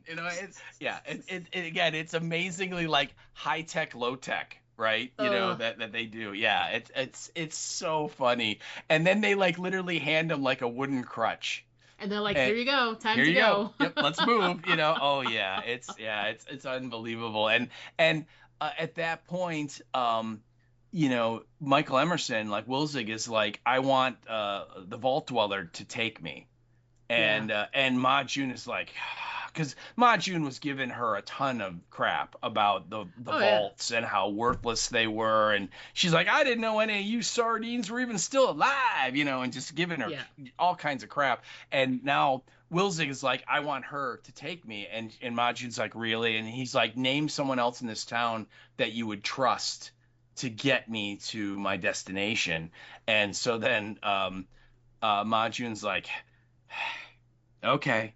And then she looks at Lucy and goes, you're going to take him to my client. And Lucy's like, oh, no. Thank you, but no. And it's not going to do it. And then Ma June kind of like reveals, you do, because my client is Moldaver.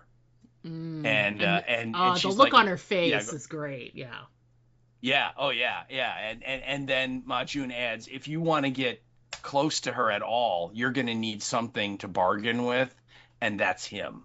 Yeah. And so kind of out of convenience and to help Lucy, and as well, Lucy's a good person. She's like, okie dokie, I'm gonna take you to see Moldaver. And so I think, doesn't Majun like put the coordinates into her Pip-Boy or something, so she knows where to go? Yep. And and all this is going on while the two guys are outside duking it out, right? And you hear them in the background smashing stuff and all this, and so they kind of get away, and they make it out. They get away from the ghoul.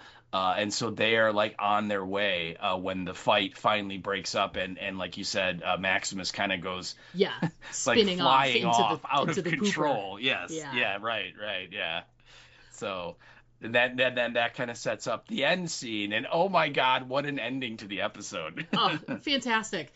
We get this great establishing shot of kind of like a more wasteland, and it's just all sand, and you get these two sets of footprints, and it's Lucy and Wilzig walking through, and she slows down because he's not going very fast, and she starts supporting him, and they're walking along, and they're trying to, she's of course Miss Positivity, we're gonna make it. And they had about, when they do eventually stop, it's like about 20 more miles, 10 more miles, something like that. Yeah, 20 miles. So they get to, there's like, there's some broken machinery, housing, stuff like that in the middle of the... It's a Soviet satellite. Which is, I was trying to remember, I was like, is it this or a previous scene? Yeah, so it's like all this broken pieces of a satellite that fell down, and it's a Soviet one, which is crazy. And he sees that there's sort of like a place to sort of step out of the, the walking area, like their little path they're sort of walking on here. And he's like, I thought this was great. He just goes, that's going to have to do. And that's how he announces, I'm done.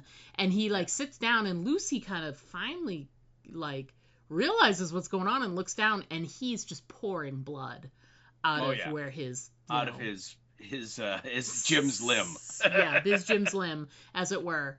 And then things move quickly when he reaches into his bag and takes out a small chainsaw and tells Lucy that for the next portion of the journey, she'll just have to go to this meetup with Moldaver and present Moldaver with his head, because that's all they need is his head.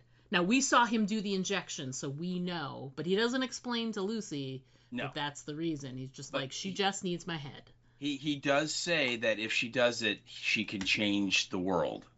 He does add that caveat, but he doesn't go into detail. And I love it because he goes, I'm gonna die. And she's like, no, you're not, Miss Positive. He's like, she's like, you're going to walk through this desert, and I'm going to be right there with you, and we're going to make it. And he's like, no, I'm going to die because I just took this cyanide.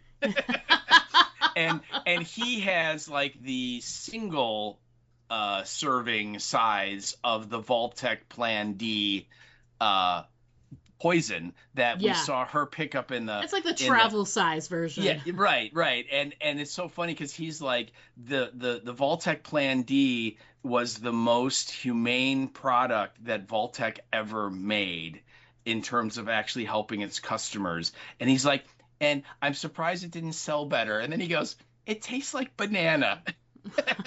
Which I thought was really funny. And so then he's like, I'm going to die, and then you're going to have to complete the journey. And she's like, how can I do that if you're dead? And he's like, you don't need me. You just need my head. And she's just horrified. And he's like, I took the cyanide so that I would die to make this next part simpler. Yeah, and I'm like, easier. How would she have done this if you were alive? Oh my God. Right. It would be a lot more painful for him, having to endure it, yeah. So he's trying to package it like, I'm doing this to make it simpler for you. No. I think it was simpler for you. Yes. And so she, she's like, literally like, I can't. There's no way I can't just cut someone's head off. And he tells her, again, if you do this, you'll change the world. And then he says, the very last thing he says is like, I know you can do it, Miss McLean. And then she's like, whoa, how do you know my name? And of course, he dies, right? Of course. So you're like, no one's telling me anything on this show. Yeah. And so the final moment that we get is she starts to walk away a little. She's like steadfast, like, I'm not doing this. I can't cut your head off. That's not happening. Mm-hmm. She's like, I'm not gonna. And then finally she's like, she does know that having the head is a bargaining chip. And Ma-June was right. It may be her only way to get in front of Moldaver. So Right. This is her ticket to. She didn't even really care about the stuff that he said about, you could change the world. She's more interested in, I could use this as a bargaining chip to be able to see my dad, to be able to Get my dad back. Yeah. So that's what stops her in her tracks. She turns around and goes back. She takes out the saw. She opens it up. She looks down and she says, "Okie dokie." Okie dokie. Yep. And then we cut to the credits. Yeah. And if you notice when they're walking in that and it's all sand, right? It's all desert. But if you notice in the background is the LAX airport terminal. Oh, nice. Is back there. That kind of weird thing with the legs. It's kind of like a dome shaped thing, but if you watch it again, you'll see it. And it's like whenever a TV show wants to say, hey, we're at LAX, they always show that terminal building or whatever it is. And and so it helps kind of establish, oh, okay, well, they're clearly Philly is like in the remains of Los Angeles. So that's kind of an idea of where they are in California. And then the only other thing that we didn't mention that happens is that CX-404 attacks the ghoul right away when he's coming after Wilzig, and the ghoul like mortally wounds the dog. Yeah. And so then after Titus flies away, and then the ghoul realizes that Wilzig is gone, and so is Lucy, and he's sort of like, well, what do I do next? He sees the dog lying there in the street, and it's still like it's like mostly dead. Mostly. And so he takes it into the store, and he gives it a stim pack. Yep. And it's hilarious because it like immediately jumps up and is just right as rain, right? And you're like, whoop, let's go. Yeah. And so now he kind of partners with the dog, and the dog is like, you saved me, I'm your buddy. And so they're now together, and they go off. The last scene is they leave the town, presumably in pursuit, and you have to think that the dog is going to be tracking them. Right, is going to be using its dog senses to follow along, but and so that happens as well. So I just wanted to include that because we kind of CX-404 kind of we didn't really mention what happened to it after the last time we talked about it. So and then the only other thing I want to point out is when the ghoul goes into the store there at the end and to get the stem pack. On one of there's a glass cabinet like you see at a store where they have all the stuff out on the shelves, and on one of the shelves is what looks like a little atomic bomb sitting there, and that is something in the game called a mini nuke. Okay. And it literally is a small nuclear warhead, and there is like a launcher that you can get, and it's kind of like a bazooka or like a shoulder firing thing, and you can fire these little mini nukes, and they do massive damage, and obviously they create lots of radiation and stuff. But anyway, it's a nice little Easter egg for the game players because no one pays attention to it. It's just there, sitting there, and I'm like, that's pretty cool. So yeah, that is cool. Yeah. Yeah, talk a little bit too about your last point there. Let's talk a little bit because it leads into because the music itself in these episodes is just fantastic. Yeah, and I mentioned this last week, and just again talk about one of the like granular details I had forgotten about in Fallout 4 in particular. There's a song that is in the game constantly. It's on the radio stations that you can listen to when you're walking around in the wasteland, and it's this crooner singing the song. It's I don't want to set the world on fire. And it's like and basically it's like a love song. He's like, I don't want to set the world on fire. I just want to like set a fire in your heart or something. I can't remember what the lyrics are. And of course, in the Fallout universe, it has much greater context because clearly the world was set on fire with all the atomic bombs dropping and so on. And it's wonderful, and it fits in, and it's old timey, and it, like I said, it's a crooner song. And when this episode ends, right after Lucy goes okie dokie, and she's got the chainsaw in her hands, it cuts to the credits, and they play that song. It's I don't want to set the world on fire, and it's a song that was written in like the 1930s and recorded by multiple people and artists. And the version that we're hearing is by a group called the Ink Spots, which I think is hilarious for a band name. Right. And it was recorded in 1941, so it shows you how old that song is. But I love it. I think it just totally fits the whole vibe of this world, with the old time crooner. It fits in with like I said, we hear Bing Crosby singing a song earlier in this episode. Last week we had Johnny Cash singing songs. I mean, so the music element on this show and in the game as well is amazing, and I love it. So absolutely. Yeah, great. One thing, in one of my notes that we jumped over real quick, but it was right before the shootout, was there's this great moment right when Lucy meets Ma June and talks about being a vault dweller and whatever, and it gets a little contentious, and Ma June makes this comment that really hits Lucy right in the core, and you can see really affects her. And she says the vaults were nothing more than a hole in the ground for rich folks to hide in while the rest of the world burned. Yes. And that's a really big theme that gets talked about throughout the rest of the season, about who was able to make it in the vaults and who didn't. We're going to see that come back up again. But this is Lucy's first time hearing someone be so angry about it.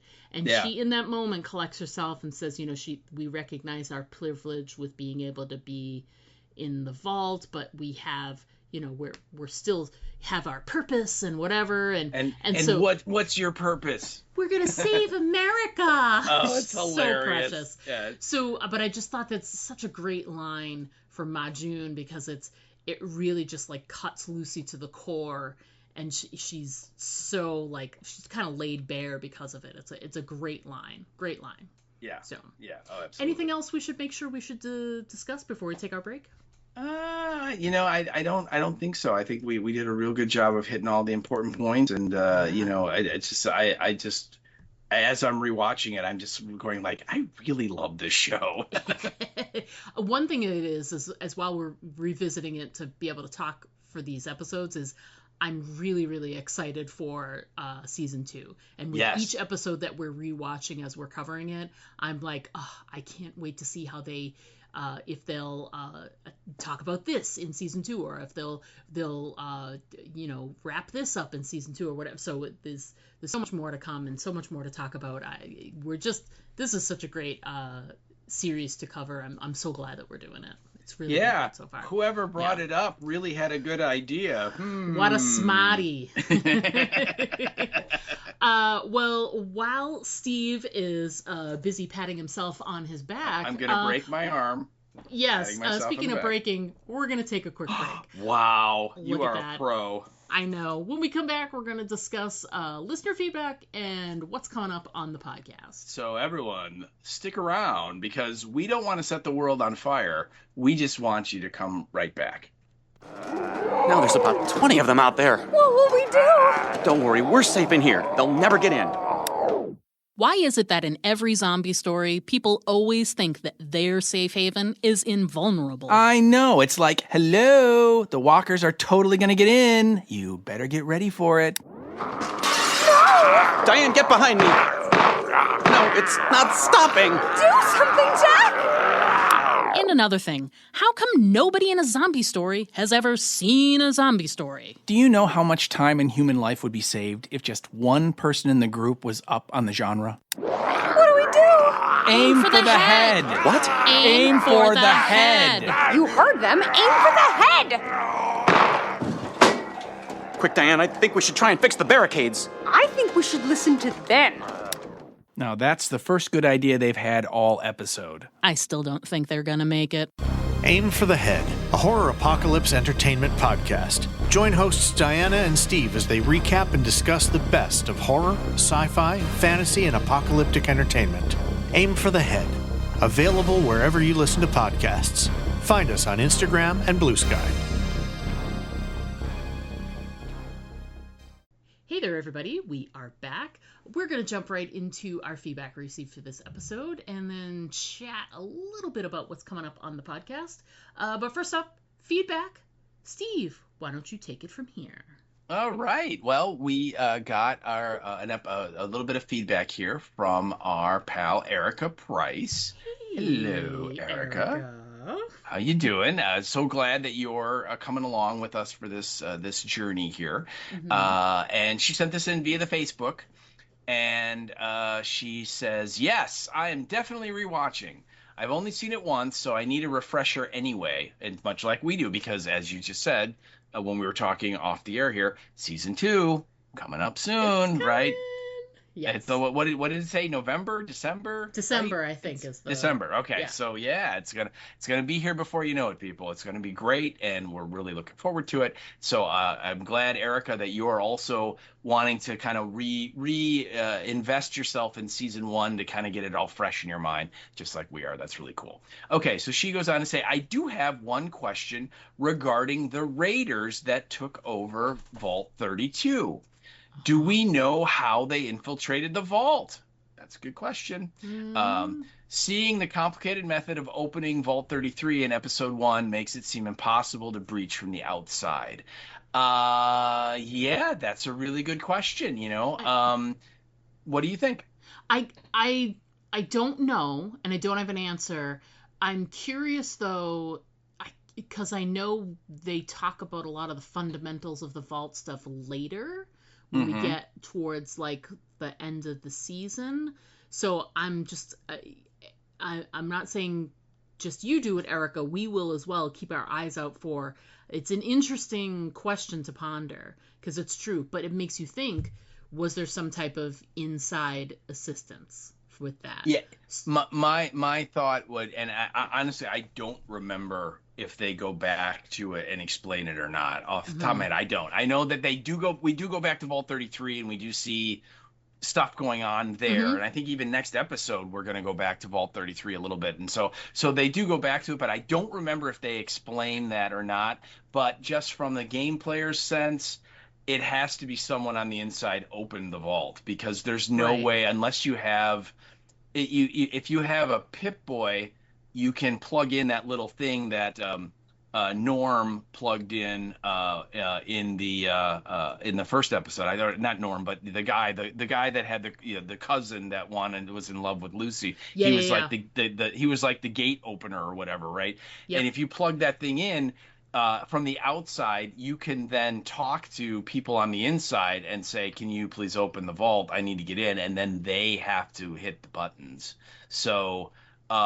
It has to be someone on the inside had to have opened the door to the outside to let them in. So how that happened, why that happened, honestly, I don't remember if they explain it or not. Maybe it's something we will find out in season 2, but I don't know. But anyway, it's a real good question. It is. I feel like it's if it's not discussed fully, I feel like there's some like breadcrumbs given, so that you can sort of like think, oh, maybe it was this, maybe it was that. Like that's just my memory, only because I just watched these more recently than you. I feel like it's discussed, but I can't remember at what length. So we'll have to wait and see. So it is a great question, Erica, and it's a great, like, I hope they do cover it, because it would mean, like, like you said, realistically, it had to sort of be someone helping them from the inside. Otherwise, there's no logical way. Yeah.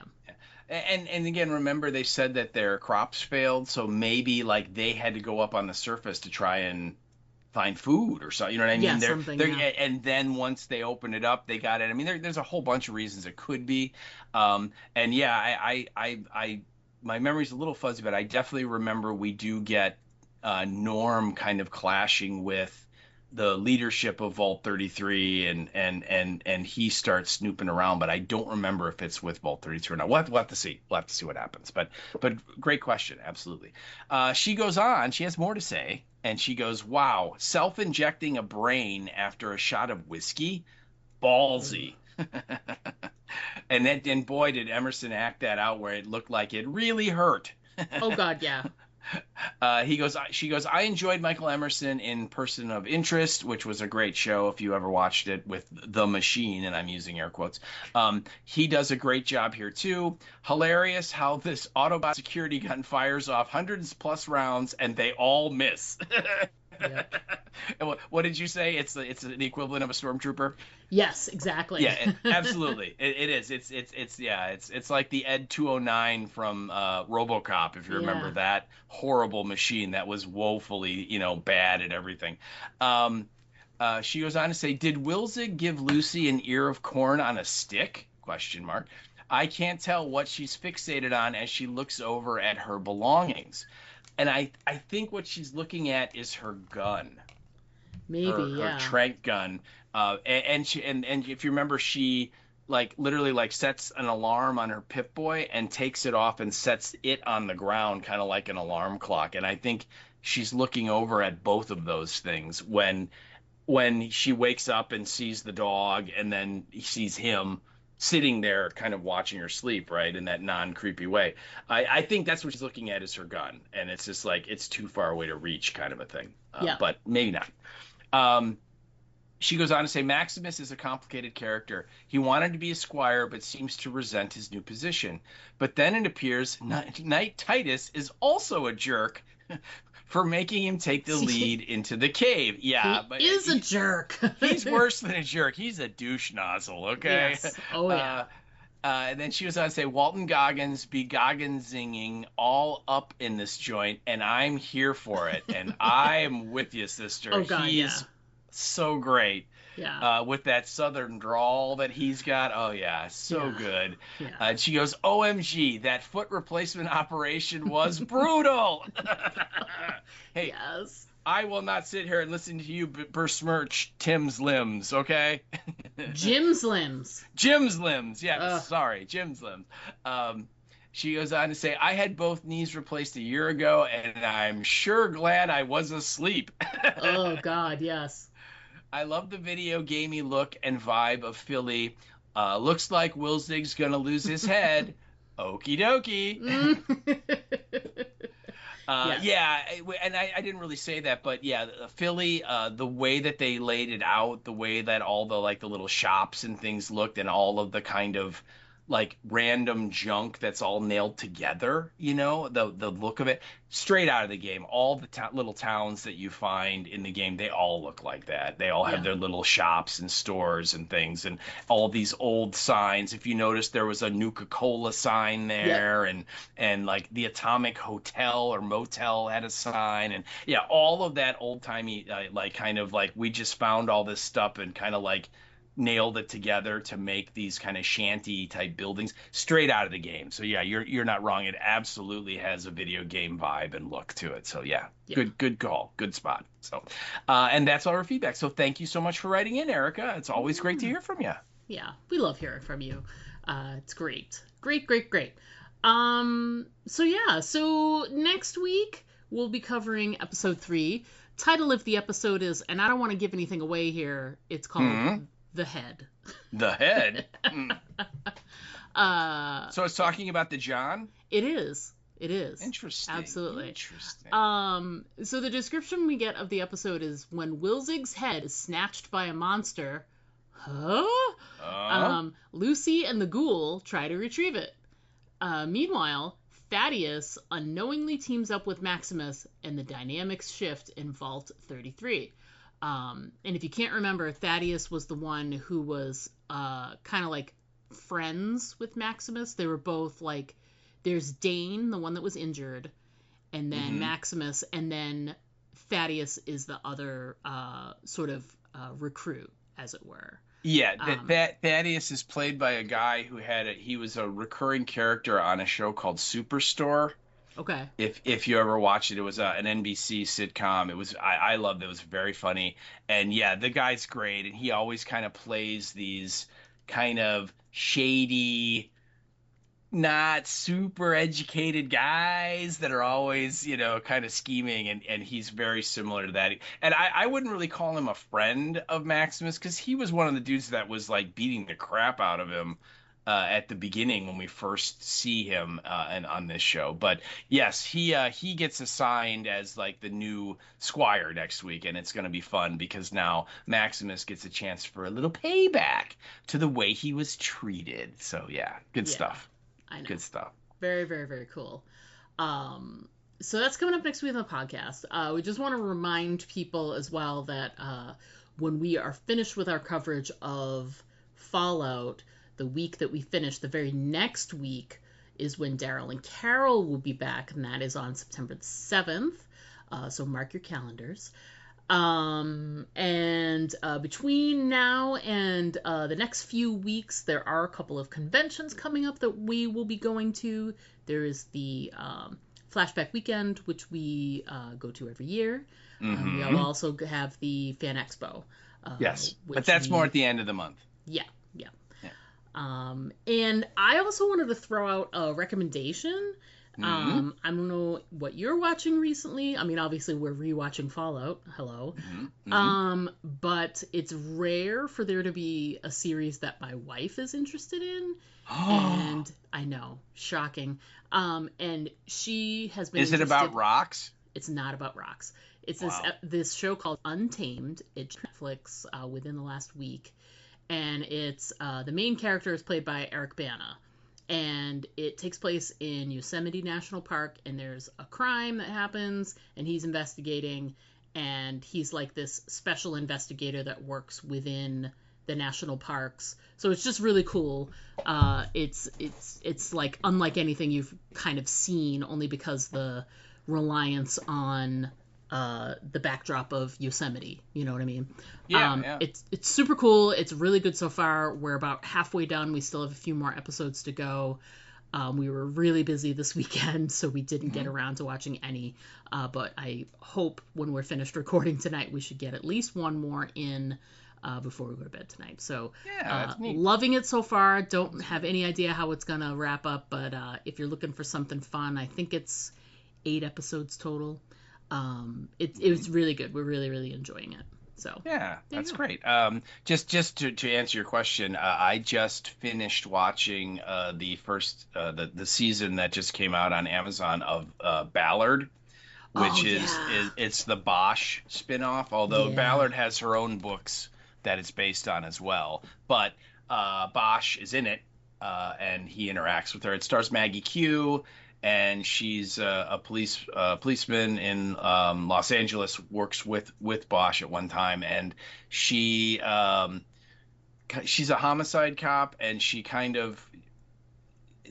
has an altercation with one of her fellow officers, and she reports him, and all of the other cops side with him, and so she ends up keeping her job, but they kind of send her to the cold case unit. And so she's working in like a basement in like another building, and she, all she has is volunteers to help her and so on. And it's what happens when she gets to the cold case unit and she is trying to solve this murder of a local politician's sister. And that's kind of the main cold case she's working on. But of course, other things start coming up, and she starts picking up other cases too, while also trying to kind of clear her name and so on. I liked it. It was really good. It had a decent mystery and trying to figure out who killed the sister, as well as everything else. And like I said, you get a little taste of Bosch in there too, because he does show up a little bit as well. So I highly recommend it. It's probably next up on my list once we're finished with Untamed. Absolutely. It is an easy watch.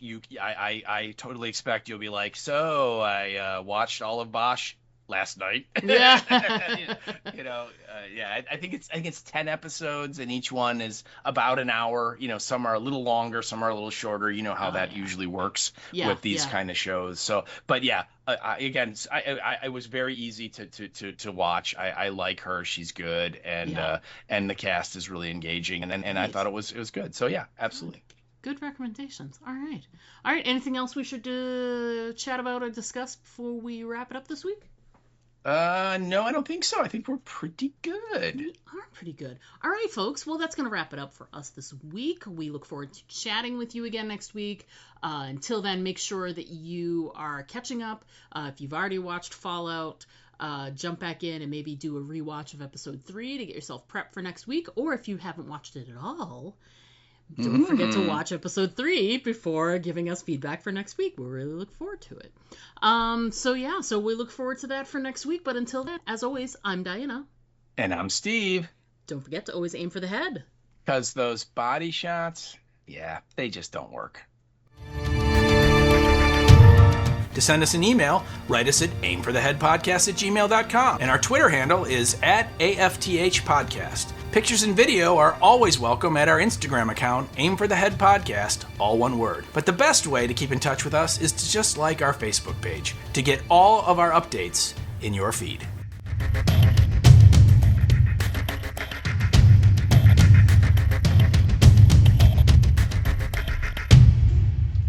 Steve, what's your soup? Sarah's got another soup for the day. I'm going to a meeting. Did you hear me? Steve? Hello? No. Steve, are you there? Okay, is she gone yet? Oh,